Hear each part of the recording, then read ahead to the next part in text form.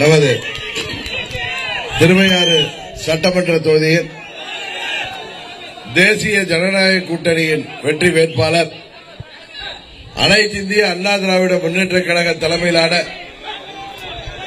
வெற்றி கூட்டணியின் வெற்றி வேட்பாளர் அருமை சகோதரர் வேலு கார்த்திகேயன் அவர்கள் குக்கர் சின்னத்திலே போட்டியிடுகின்றார்கள். அவரை இந்த முறை தவறாமல் நீங்கள் மாபெரும் வாக்கு வித்தியாசத்திலே வெற்றி பெற செய்வீர்கள், செய்ய போகிறீர்கள் என்பது எனக்கு தெரியும். காரணம் 21ல் நாங்க மூன்றாவது அணியாக போட்டியிட்ட பொழுது திருவையாறு தொகுதி மக்கள் கிட்டத்தட்ட 40,000 வாக்குகளை அம்மா மக்கள் முன்னேற்ற கழகத்தின் வேட்பாளர் தம்பி வேலு கார்த்திகேயனுக்கு வழங்கினீர்கள். இந்த முறை முதல் கூட்டணியாக வெற்றி பெறப் போகின்ற கூட்டணியாக திமுகவை வீழ்த்துகின்ற கூட்டணியாக வந்திருக்கின்ற அனைத்து இந்திய அண்ணா திராவிட முன்னேற்ற கழகத்தின் தலைமையிலான கூட்டணிக்கு இந்த கட்சி பேர் அனைத்து இந்திய அண்ணா திராவிட முன்னேற்ற கழகம், பாரதிய ஜனதா கட்சி, பாட்டாளி மக்கள் கட்சி, தமிழ் மாநில காங்கிரஸ் கட்சி, புதிய நீதி கட்சி, இந்திய ஜனநாயக கட்சி, புரட்சி பாரதம் கட்சி, தமிழக மக்கள் முன்னேற்ற கழகம், தென்னிந்திய பார்வர்ட் பிளாக், அகில இந்திய பார்வர்ட் பிளாக், பெருந்தலைவர் மக்கள் கட்சி, உழவர் உழைப்பாளர் கட்சி, தமிழ்நாடு யாதவ மகாசபை, தமிழ்நாடு முத்திரையர் சங்கம், மூவேந்தர் முன்னேற்ற கழகம், மருது சேனை போன்ற 16 கட்சிகளோடு இன்றைக்கு தமிழ்நாட்டிலே ஆட்சி பொறுப்பை ஏற்ற இருக்கின்ற அனைத்து இந்திய அண்ணா திராவிட முன்னேற்ற கழக கூட்டணியின் வேட்பாளராக தம்பி வேலு கார்த்திகேயன் போட்டியிடுகிறார். வேலு கார்த்திகேயனை பற்றி நான் சொல்லித்தான் உங்களுக்கு தெரிய வேண்டிய அவசியம் இல்லை. யாரும் தன்னை தேடி வருபவர்களுக்கு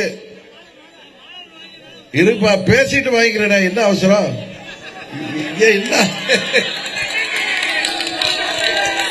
மே 4ஆம் தேதி கார்த்திகேயனுக்கு வெற்றி மாலை போட போறீங்க,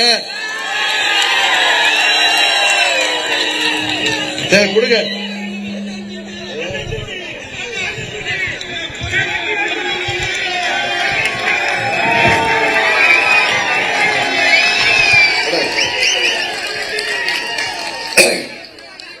அவர் பார் கவுன்சில் தமிழ்நாடு பாண்டிச்சேரிக்கு வைஸ் சேர்மன். யார் எந்த உதவி கேட்டாலும் முடிந்த அளவு செய்யக்கூடிய தம்பி தெரியும்.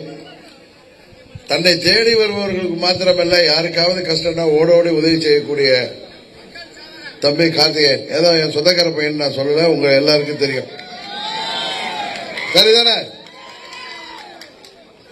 மனதில் உள்ளதை வெளிப்படையாக பேசக்கூடிய நல்ல தம்பி. சமயத்தில் அதனால அவருக்கு பிரச்சனை வருது. இருந்தாலும்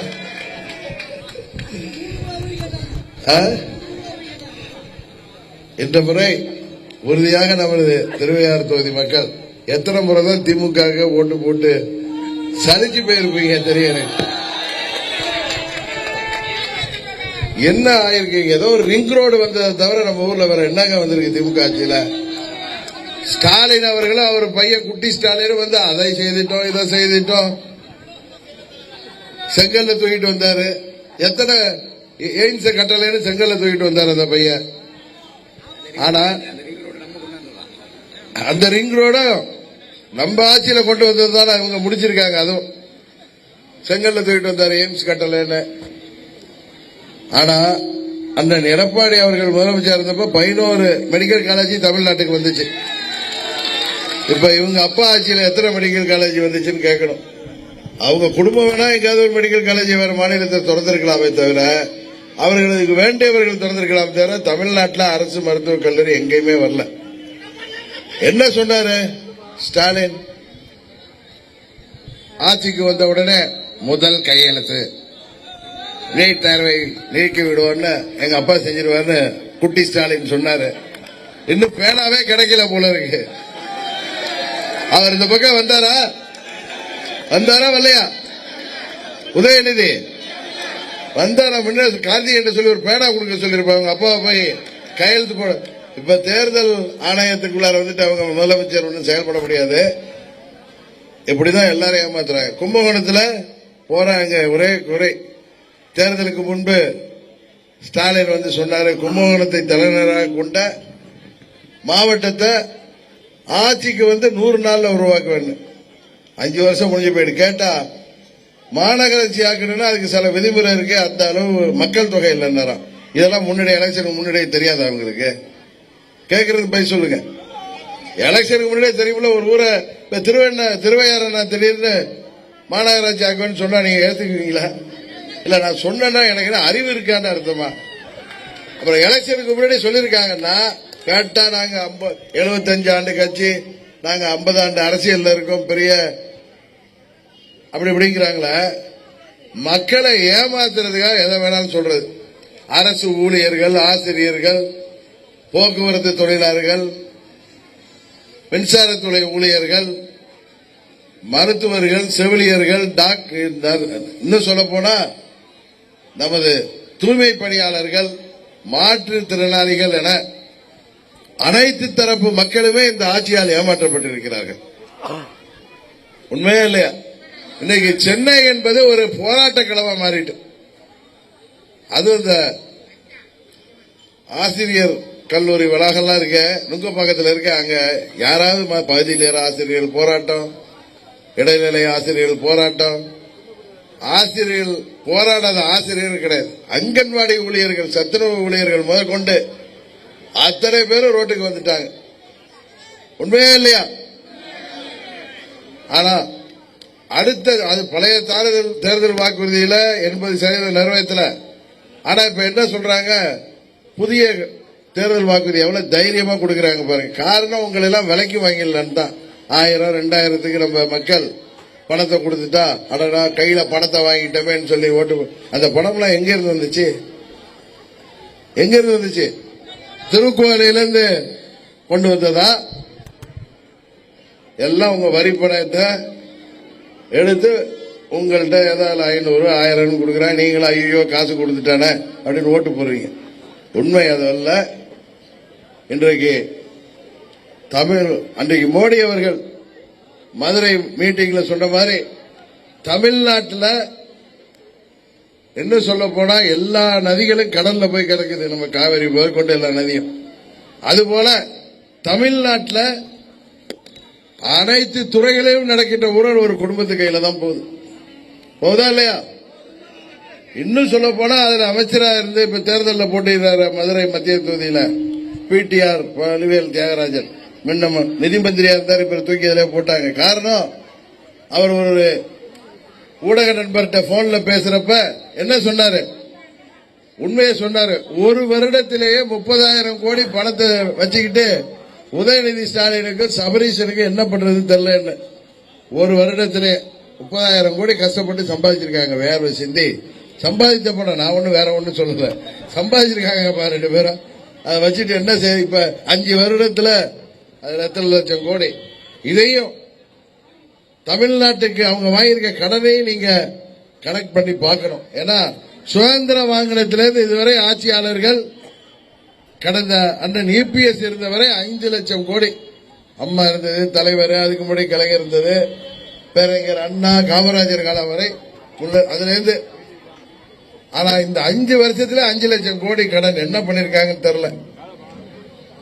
ஆறுகள்லாம் வாய்க்கால்லாம் தூர்வாரட்டாங்க, ஏரியெல்லாம் தூர்வாராம கிடக்கு. விவசாயிகளுக்கு நெல் கொள்முதல் நிலையங்கள் கட்ட வேண்டாங்க, தடுப்பணைகள் கட்ட வேண்டாங்க. எங்க கட்டியிருக்காங்கன்னு தெரியல. ஏதாவது போய் ஆந்திரா கட்டியிருக்காங்களா என்னன்னு தெரியல. எதுக்கு எடுத்தாலும் மத்திய அரசு மோடி அவர்களை குறை சொல்றாங்க. இவங்க தேர்தல் வாக்குறுதியை ஏன் நிறைவேற்ற முடியலன்னு கேட்டா மோடி அரசு பணம் கொடுக்கலன்னு. 21 இவங்க தேர்தலில் போட்டிட்டப்ப காங்கிரஸ் கூட்டணி, அப்ப மத்தியில மோடி பிரதம மந்திரி, அவருக்கு எதிராக கூட்டணி அமைச்சிட்டு அவர் எங்களுக்கு பணம் கொடுக்கலன்னு சொன்னா எப்படி? அது எப்படிதான் மக்களை ஏமாற்றிக் கொண்டிருக்காங்க. இன்னைக்கு திமுக காரர்கள் செய்யாத தொழில் இருக்கா? நம்பர் 2 தொழிலை சொல்றேன். கஞ்சா விற்கிறதுல இருந்து, ஹெராயின் விற்கிறதுல இருந்து, போதை மாத்திரை விற்கிறதுல இருந்து பார்த்தா இன்னும் சொல்ல போனா பெண்களுக்கு வன்கொடுமை செய்ததுல இருந்து, மாணவிகள்ல இருந்து ஏர் ஹோஸ்டஸ் கூட விட்டு வைக்க மாட்டாங்க. திமிரு, காசு திமிரு, ஆட்சி அதிகாரம் இருக்குங்கிற திமிரு. இன்றைக்கு போலீஸ் ஸ்டேஷன்லாம் திமுக காரங்க கட்ட பஞ்சாயத்து பண்ற இடமா மாறிட்டு. உண்மையா இல்லையா? அம்மா இருந்தப்ப இப்படி நடக்குமா? இப்படி எல்லாம் கஞ்சா வைக்க முடியுமா? கள்ள மிட்டாய் வைக்கிற மாதிரி கஞ்சா வைக்கிறான். தாய்மார்களும் பெரியவர்களும் இன்னைக்கு தங்க வீட்டு பையன்லாம் ஸ்கூலுக்கு போறவங்க போதை கஞ்சாவுக்கு அடிமை ஆடுவேன்னு பயப்படுறாங்க. இன்றைக்கு இளைஞர்களுக்கு வேலை வாய்ப்பை உருவாக்கி தருவேன்னு சொன்னார் ஸ்டாலின். ஒன்னு உருவாக்கி தந்திருக்காரு. விரக்தியில இளைஞர்கள் கூலிப்படைகளாக மாறி இருக்கிறார்கள். போதைக்கு அடிமையாகி கூலிப்படை 5000க்கும் 10,000க்கும் யாரை வேணாலும் போட்டு தள்ளிடலாங்கிற அளவுக்கு தான் இன்றைக்கு இருக்கு இல்லையா? இன்னைக்கு தமிழ்நாட்டில் முதலமைச்சர் குடும்பத்திற்கு தான் பாதுகாப்பு, வேற யாருக்குமே கிடையாது. திமுக நிர்வாகிகளே போட்டு தள்ளுறாங்க நிறைய ஊர்ல. உண்மையா இல்லையா? அதனாலதான் சொல்றேன், இந்த ஆட்சியில யாருக்கும் எந்த பிரயோஜனமும் இல்லை திமுக தவிர. திருவையாறு தொகுதியில் தொடர்ந்து திமுக வெற்றி பெற்று என்ன நடக்குது? ஒண்ணுமே இல்லை. ஏதாவது உங்களுக்கு ஏதாவது ஒரு பலன் கிடைச்சிருக்கா சொல்லுங்க. இவங்களும் காங்கிரஸ் மத்தியில் இருந்தப்பதான் இந்த மீத்தேன் திட்டம், ஹைட்ரோ கார்பன் திட்டம், நம்ம விவசாயிகளை பாதிக்கிற திட்டத்தெல்லாம் கொண்டு வந்தாங்க. இன்றைக்கு நல்ல வேலை அண்ணன் இபிஎஸ் ஆட்சியில தான் பாதுகாக்கப்பட்ட விவசாய மண்டலமாக நமது டெல்டா பகுதி அறிவிக்கப்பட்டது. இல்லாட்டி இதையே வித்துட்டு போயிருப்பாங்க. அதை விட எந்த தொழிற்சாலை வேணாலும் கட்டிக்கலான்னு. விவசாயம் சார்ந்த தொழிற்சாலைகள் கொண்டு வர வேண்டும் நமது பகுதிக்கு என்பதுதான் எங்களது நிலைப்பாடு. இன்னும் சொல்ல போனா விவசாயத்தை பாதிக்காத எந்த ஒரு தொழிலும் இங்கே கொண்டு வரப்பட வேண்டும். நமது திருவையாறு தொகுதிக்கு என முக்கிய பிரச்சனைகளை தீர்த்து வைக்கும் வகையில் வாக்குறுதிகளை தயாரித்திருக்கிறார் உங்களது வெற்றி வேட்பாளர் கார்த்திகேயன். திருக்காட்டுப்பள்ளியில கபடி பயிற்சி மையம், திருவையாறு சொல்லுங்க. திருவையாறுல நெல் குவிண்டாலுக்கு கொள்முதல் விலை 3500 ரூபாய் வழங்கப்படும் என்கிற கோரிக்கையை, உங்கள் பகுதியின் கோரிக்கையை நிறைவேற்றுவதற்காக வாக்குறுதி தந்திருக்கிறோம். விவசாயிகள் மற்றும் விவசாய தொழிலாளர்கள் விவசாய பணியில் ஈடுபடும் பொழுது விபத்து ஏற்பட்டு உயிரிழந்தால் ரூபாய் 10 லட்சம் அவர்களுக்கு நஷ்டஈடாக வழங்கப்படும். காசிக்கு நிகரான புனிதம் வாய்ந்த நமது திருவையாறு நகரம் இன்றைக்கு குப்பை கூலங்களாக மாறி கிடக்கிறது. அதையெல்லாம் சீரமைக்க செய்யப்படும். இங்க உள்ள வெற்றிலை விவசாயிகளை பாதுகாக்க அவர்களுக்கு கடன் வசதி வழங்கி வெற்றிலை சந்தை அமைக்கப்படும். இந்த பகுதியில் நெல் கொள்முதல் விவசாயிகளுக்கு ஏற்படும் நஷ்டங்களை தீர்க்க புதிய நெல் கொள்முதல் கொள்கை ஏற்படுத்தப்படும். அரசு சார்பில் இங்க விளைகிற வாழைகளுக்காக வாழை சந்தை அமைக்கப்படும். தஞ்சாவூர் மாவட்டத்தில் பல் மருத்துவக் கல்லூரி அரசு சார்பாக அமைக்கப்படும். திருவையாறில் கண்டியூர், சுவாமிமலை, அரியலூர் சுற்றுவட்ட சாலை முழுமையாக அமைக்கப்படும். கண்டியூர், சுவாமிமலை, அரியலூர் சுற்றுவட்ட சாலை முழுமையாக அமைக்கப்படும். அது மாத்திரமல்ல, இன்னும் கல்லணை கால்வாயில் நிலத்தடி நீர்மட்டம் மேம்பட தடுப்பணைகள் கட்டப்படும். இதுபோல அந்தந்த பகுதிக்கு அடுத்தது திருக்காட்டுப்பள்ளிக்கு போற அங்கே சிலது சொல்லணும், பூதலூர்ல சொல்ல வேண்டியிருக்கு. நமது தொகுதிக்கு தேவையான அனைத்து தேவைகளையும் இப்ப தனி ஒரு கார்த்திகனாகவே வேலு கார்த்திகேயன் சென்னையிலே இருந்து கொண்டு பார் கவுன்சில் வைஸ் சேர்மனா இருந்துட்டு எத்தனை பேருக்கு எத்தனை உதவி செய்யக்கூடியவர். நமது தொகுதிக்கு சட்டமன்ற உறுப்பினராக நாம் தேர்ந்தெடுக்கின்ற பொழுது நமது தொகுதி மக்களுக்கு தேவையான அனைத்து தேவைகளையும் செய்து கொடுக்கக்கூடிய வல்லமை பெறுகிறார் என்பதை தயவு செய்து நீங்கள் எண்ணி பார்த்து, தேவையில்லாம யாரோ நிக்கிறாங்க, அதுக்கெல்லாம் ஓட்டுகளை போட்டு வீட்டு ஓட்டுகளை வீணாக்காம திமுக என்கிற தீய சக்தியை வீட்டுக்கு அனுப்பக்கூடிய ஒரே சக்தி அனைத்து இந்திய அண்ணா திராவிட முன்னேற்ற கழகத்தின் தலைமையிலான நமது கூட்டணி தான். முன்னெல்லாம் சொன்னாங்க 3வது அணி அணிக்கிறீங்கன்னு சொல்லி, அப்பயும் நம்ம தொகுதியில விட்டு கொடுக்கல. எங்களை 40,000 வாக்குகள் கொடுத்தீர்கள். இந்த முறை கார்த்திகேயன் வெற்றி பெற்று வருங்காலத்தில் எங்கள் தொகுதிக்காக அனைத்து திட்டங்களையும் நிறைவேற்றி தர 31 தேர்தலில் நான் ஓட்டு கேட்க வர்றப்ப இங்க உள்ள குறைகள் எல்லாம் அவர் தீர்த்து வைத்து விட்டார் என்று நீங்கள் திருவையாறிலே என்னிடம் சொல்கின்ற அளவிற்கு உங்களுக்காக பணியாற்றக்கூடிய அன்பு தம்பி கார்த்திகேயன் அவர்களை நமது வெற்றி சின்னமாகிய குக்கர் சின்னத்திலே வாக்களித்து அவரை மாபெரும் வாக்கு வித்தியாசத்திலே வெற்றி பெற செய்ய வேண்டும். இங்க அதிமுக மாவட்ட செயலாளர் முன்னாள் சட்டமன்ற உறுப்பினர் எம் ரத்தினசாமி அவர்கள், அமமுக மாவட்ட கழக செயலாளர் ராஜேஸ்வரன், அமைப்பு செயலாளர் ஜோதி, அதிமுக துணை செயலாளர் பரமசிவம், ஒன்றிய கழக செயலாளர் இளங்கோவன், ராஜா, சூர்யா, சாமுவேல், நாகத்தி கலியமூர்த்தி, அமமுக ஒன்றிய செயலாளர்கள் செந்தில்குமார், கோவி மனோகரன், செந்தில்மணி நமது நகர் கழக செயலாளர், அசோக் பேரூர் கழக செயலாளர், வரதராஜன் திருப்பத்துர்த்தி பேரூர் கழக செயலாளர், வடிவேல் நகர் கழக செயலாளர் மற்றும் பிஜேபியின் தொகுதி பொறுப்பாளர் ரகு அமர்நாத், கென்னடி பிஜேபி மாவட்ட தலைவர், ஹரிபிரசாத் பிஜேபி தலைவர், ஜி சிவா நகர தலைவர் பிஜேபி, மாலதி கோபி ஒன்றிய தலைவர் பிஜேபி, மல்லிகா பிஜேபி தலைவர், என் கே சேகர் மாவட்ட தலைவர் தமாக, ராம்மோகன், சசிகுமார், ரவிக்குமார், கருப்பையன், சசிகண்ணன், ராஜாராஜன் தமாகவை சேர்ந்த நிர்வாகிகள், கோபி பாமக ஒன்றிய கழக செயலாளர், உத்தராபதி மாவட்ட செயலாளர்,